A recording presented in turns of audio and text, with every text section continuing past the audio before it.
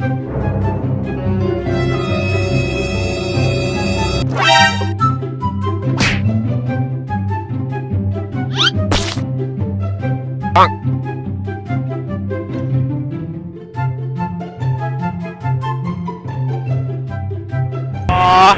วนี่เด้ขายจะได้หมูทอดสลี5,000 กีบซึ่งมีโปรโมชั่นในการขายแบบใดโปรโมชั่นสบายดีสบายดีสบายดีสบายดีสบายดีไอเอน้องพ่อเมลุงป่าเอาน้าเบาน้าสาวผู้แสบผู้สาวผู้บ่าวผู้แพ้ที่ว่าเขามาฟังในคลิปนี้หลังจาก EP 1ผ่านไปทุกคนอาจจะได้เห็นนะนอนที่ว่าเจมส์ได้เบาไปทั้งหมดทั้งมวลEP 1มันก็ต้องมี EP 2ซึ่ง EP 2นี่เจมส์ก็จะมาเว้าเกี่ยวกับกลุ่มห้อง BBC 1เก่าก็คือกลุ่มเจมส์เองของสายการธนาคารเพราะฉะนั้นเดี๋ยวเจมส์จะเลยมาเว้ารวมๆวิธีการเฮ็ดเวียกของกลุ่มเจมส์ก็คือกลุ่มเจมส์นี่มีชื่อว่าป๊อกถอดคอนเนาะทุกคนเนาะป๊อกถอดคอน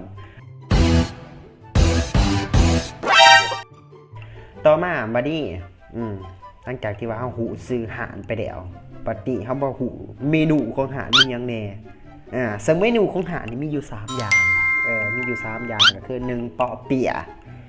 หมูทอดซาดีเป๊ปซี่ต่อมาเฮามาเว้าเรื่องเวียกกันเลยทุกคนว่ากลุ่มนี่แบ่งเวียกกันจังได๋ซึ่งกลุ่มเจมนี่แบ่งเวียกเป็น3เวียกเนาะก็คือเวียกที่1เพิ่นจะเฮ็ดเวียกเกี่ยวกับแผนกเฮ็ดโฆษณาป้ายโฆษณาป้ายเมนูป้ายโฆษณาประมาณนั้นเวียกที่2ก็คือจะเฮ็ดเวียกเกี่ยวกับการออกตลาดหรือว่าการออกไปซื้อวัตถุดิบต่างๆที่ว่ามาเฮ็ดเป็นเมนูต่างๆเวียกที่3ก็จะเป็นเกี่ยวกับแม่ครัวแม่ครัวขาดบ่หลายได้ก็ต้องมีครูเฮ็ดเมนูจัดสรรเมนูหรือว่าผู้ที่เฮ็ดอาหารไว้ขายสำหรับในงานการตลาดนี่ก็คือเป็นการแบ่งเวียกของกลุ่มเจม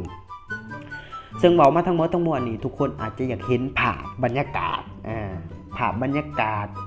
การจัดกิจกรรมการตลาดที่ว่าได้จัดขึ้นนี่เจมก็ได้ถ่ายบรรยากาศแล้วก็ได้สัมภาษณ์ทั้งแม่ค้าสัมภาษณ์กลุ่มเฮาเองนี่แหละกลับไปเบิ่งกันเล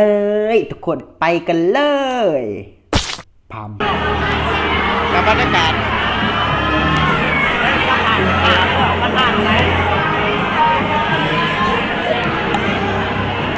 ต่อไปเขาสิสัมภาษณ์แม่ค้าเนาะสบายดีเนาะสบายดีมีเมนูยังแนนมานำเสนอในมื้อนี้มีเมนูทอดปอเปี๊ยะแล้วก็หมูทอดสลีซึ่งนี่เพิ่นขายจะได้เนาะทอดปอเปี๊ยะ4 อันละ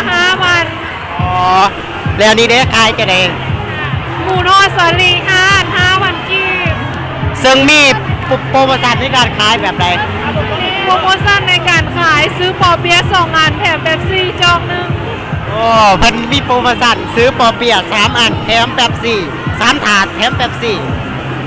จอกนึงก็ถือว่าคุ้มค่าเนาะอ่านป๊อปทอดกรอบเฮาซึ่งก็สิไปเบิ่งบรรยากาศหลัง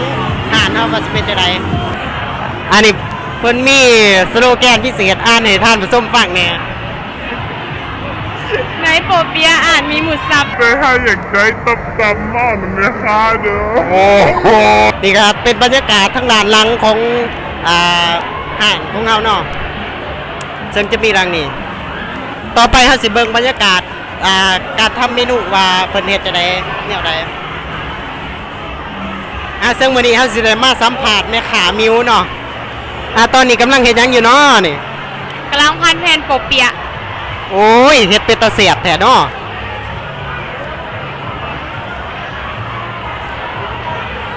เบิ่งหน้าแม่ค้าเนี่ยยิ้ม